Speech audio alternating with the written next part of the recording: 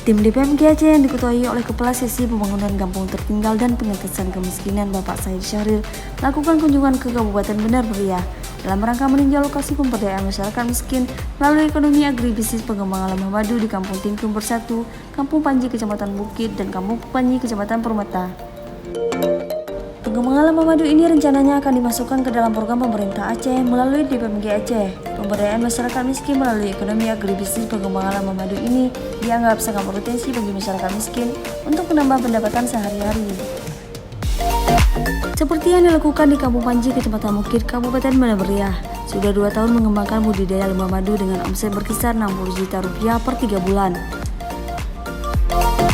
Di bawah binaan seorang mantan reja Kampung Panji, Bapak Sugeng, dengan membuat 80 staf sarang lebah bisa menghasilkan madu per staf berkisar 3-12 botol per 3 bulan sekali. Itu tergantung cuaca dengan musim tanam. Saat ini terkendala untuk pengembangan ekonomi masyarakat dengan usaha budidaya lebah madu, dikarenakan masih minimnya minat masyarakat untuk budidaya lebah madu di kampung-kampung dan belum adanya suntikan dana dari pemerintah.